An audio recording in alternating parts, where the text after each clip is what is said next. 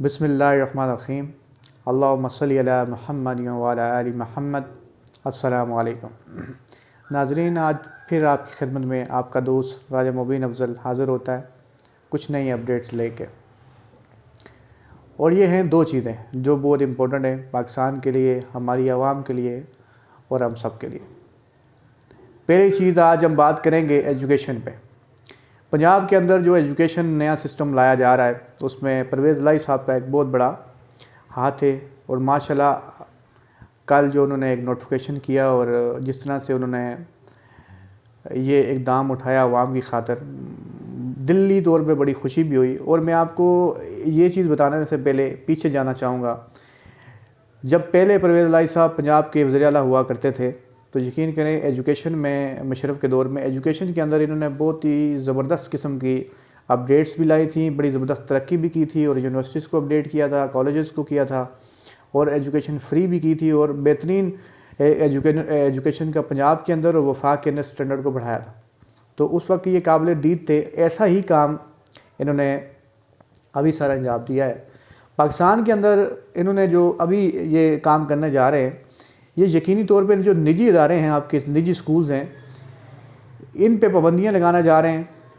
और उसके बाद ये गवर्नमेंट की जो एजुकेशन है, गवर्नमेंट स्कूल्स हैं, गवर्नमेंट कॉलेज हैं और यूनिवर्सिटी से इसको अपडेट किए जा रहे हैं ताकि ये अपडेट हो सकें। और सबसे बड़ी बात जो है इसमें खान साहब का जो विजन था कि अमीर का बच्चा गरीब का बच्चा है कि टेबल पे यकसां बैठ के जो है वो एजुकेशन हासिल कर सके। और इसके अंदर कोई भी किसी तरह का भी ये ना हो कि ये अमीर का बच्चा है तो ये एक बोर्डिंग्स में पढ़े या फिर डिफरेंट स्कूल्स जो बड़े अच्छे स्कूल्स हैं उनमें पढ़ा जाए और एक जो गरीब का बच्चा वो सरकारी स्कूल्स में पढ़े, गवर्नमेंट के स्कूल्स। और कॉन्फिडेंस लेवल आपको पता ही है जो सरकारी स्कूल्स का है, जो हमारी गवर्नमेंट के स्कूल्स हैं। सबसे पहली बात यह है कि आप सबसे पहले हमें स्कूल्स को अपडेट करने के लिए, जो मेरा अदना सा एक तज़िया है, हमें जो गवर्नमेंट के स्कूल्स हैं इनकी एजुकेशन पे काम करना होगा और इनके टीचर के एजुकेशन पे काम करना होगा और टीचर की काउंसलिंग करनी चाहिए।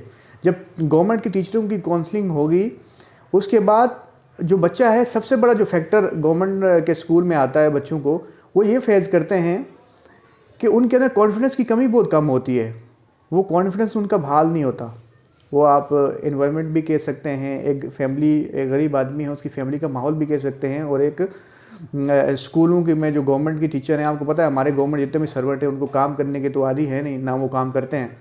तो उस सूरत में ये बड़ा मसला क्रिएट होता है। और जो उसी को हम नज़र रखते हुए निजी स्कूल्स की तरफ चले जाते हैं तो निजी स्कूल के जो कॉलेज और स्कूल्स हैं इसके अंदर कॉन्फिडेंस की, एक तो देखें उनकी जो बंदा निजी स्कूल में अपने बच्चे को एडमिशन दिलाएगा, यकीनन वो एक अच्छे स्कूल में जब पढ़ाएगा तो उसकी एक फैमिली इनकम और मंथली इनकम बहुत अच्छी होगी और उसका माहौल भी बहुत अच्छा होगा। और 70% नॉर्दर्न वो एक एजुकेटेड माँ बाप दोनों एजुकेटेड भी होंगे।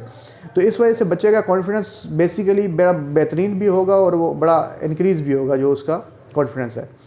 तो इसलिए ये परवेज़ लाई साहब का एक बड़ा खूबसूरत इनिशिएटिव है। वो जो पंजाब के अंदर एक एजुकेशन ऐसी लाना चाह रहे हैं कि गवर्नमेंट के कॉलेजेस, स्कूल और यूनिवर्सिटी ऐसा काम करें कि निजी स्कूल से वो कहीं आगे उनको प्रमोट किया जाए, कहीं आगे उनको अपडेट किया जाए, उन सिस्टम को, टीचिंग की काउंसलिंग को, इन सब चीज़ों को वो लेके आ रहे हैं। और निजी स्कूल्स पे सुनने में आया कि वो निजी स्कूल्स जो भी है इस पर बैंड भी लगा रहे हैं। तो ये एक बहुत ही खूबसूरत इक़दाम है उनका, मैं इसको अप्रिशिएट भी करूँगा। और मैं यकीन करें ऐसे कोई भी काम होते हैं, वो मेरे बेशक मेरी पार्टी से हो ना हो या फिर मेरा मुखालिफ ही क्यों ना हो, तो मैं उसको अप्रिशिएट भी करता हूँ। तो मैंने कहा ये अपडेशन आप तक पहुँचाई जाए।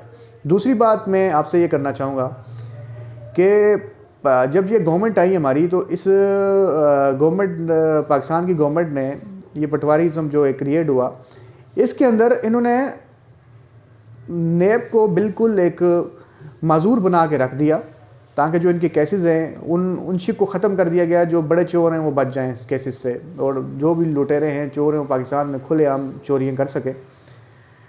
तो खान साहब ने एक पटिशन दर्ज की थी, आप सबको याद होगा, जो इस कवानीन को दोबारा बहाल करने के लिए। तो यकीन करें आप वो पटिशन बड़ी तेज़ी से प्रमोट हो रही है और जस्टिस साहब हर दूसरे तीसरे चौथे दिन इस पर एक बयानबाजी हो रही है, जस्टिस साहब को मौक़िफ़ आ रहा है। और मैं आपको अंदर की खबर पहले से दे रहा हूँ, और अनकरीब आप देखेंगे कि नेब के सारे पुराने कवानीन जो है वो बहाल हो रहे हैं।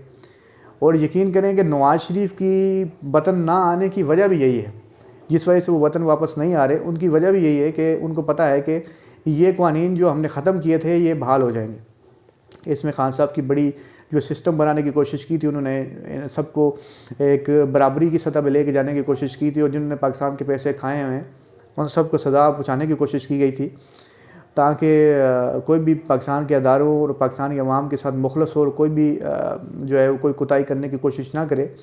लेकिन हमारी बदकिस्मती कह लें कि हमें एक पटवारीज़म मिला, जिसके अंदर सब चोरों ने मिल के एक ग्रुपिज़म बनाया, और फिर PDM की शक्ल में फिर उसको इन्होंने काफ़ी ताकतों की मदद से एक इम्प्लीमेंट किया और नई गवर्नमेंट आ गई।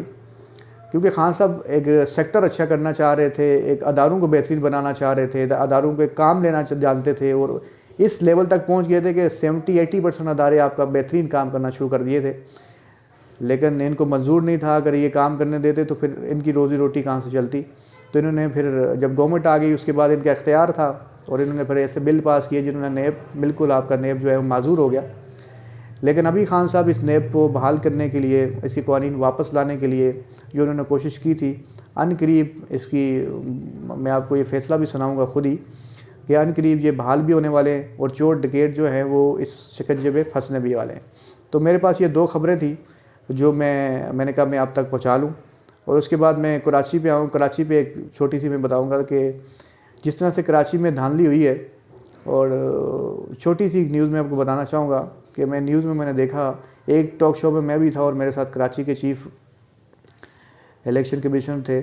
तो बड़ी अफसोस की बात थी, वो 2 दिन हो गए इलेक्शन में किसी को रिजल्ट ना देते हुए, अभी तो कितना अर्सा बीत गया है, उसके बावजूद वो लोग कह रहे हैं कि लोग इस बार बड़े बेसब्रे हैं और सब्र का मुजाहरा नहीं करते। तो मैं बड़ा हंसा। तो आगे मैं कुछ नहीं कहना चाहूँगा, बस यही कहना चाहूँगा कि बस ये मेयार है हमारे चीफ इलेक्शन कराची का, कि जिस तरह से उसको तैनात किया गया है कि उसको पता ही नहीं है कि काम कैसे होता है, उसको पता ही नहीं है कि आपको इलेक्शन और रिज़ल्ट कैसे देना चाहिए और कैसे दिया जाता है। तो फिर आप क्या कह सकते हैं, मेरिट की धज्जियाँ तो वैसे ही उतर गई, और उसके बाद जिस तरह से इन्होंने धांधली की वो भी सारी अवाम को पता है, कोई चीज़ छुपी हुई नहीं है। और जिस तरह से MQM ने बाहर अवाम को कुछ और बताया, अंदर से इनके साथ मिल के एक गेम की, और यकीनन जरदारी साहब ने अच्छा पैकेज MQM को ऑफ़र किया होगा कि अगर आप नून लीग PDM ने, जिस वजह से MQM ने उनके साथ डील करके अपने अवाम और अपना वोट ख़राब किया। बहरहाल ये बात की बातें इंशाल्लाह नई वीडियो में इसको डिस्कस करेंगे। दुआओं में याद रखिएगा। फ़ी अमान अल्लाह। अल्लाह हाफ़िज़। अस्सलाम वालेकुम।